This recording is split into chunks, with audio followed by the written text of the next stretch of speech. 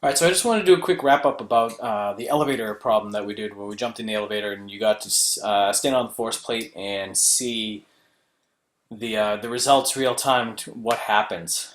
So you probably saw, or hopefully you saw, something that looked like this, where we had a large force in that positive direction.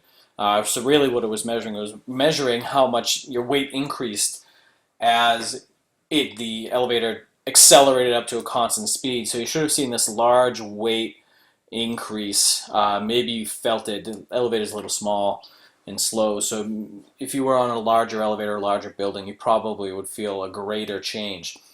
But then when you got up to constant speed, you're no longer accelerating, so you just feel your weight. So that line on the graph wasn't right on zero; it was just above it, and that was the force plate was recording what your actual weight was. And then when it was time for you to slow down, you felt this sort of negative force, so you saw this negative weight. So now your weight is more than what you're feeling or what your apparent weight is.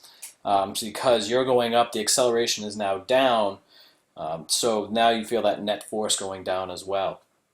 If you were to draw an acceleration graph, you would see the exact same thing. So you would feel an acceleration that goes like this, and then when you get to that constant velocity, you'd be right on zero, because now constant velocity, the net force is zero, your acceleration is zero.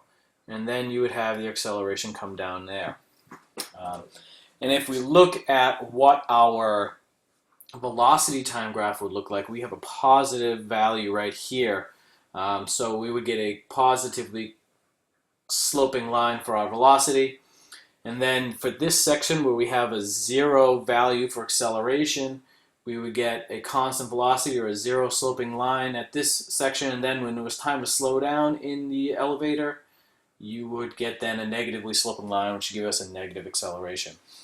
So you can see how our apparent weight changes as we go through the different phases, I guess you could say, of traveling in an elevator. And it's really all due to the changing in accelerations of the elevator. So you go from feeling heavy to then feeling normal, then you feel light, all again because of that different motions of the elevator. So I hope this wraps everything up for apparent weight and moving in an elevator or free fall or anything like that.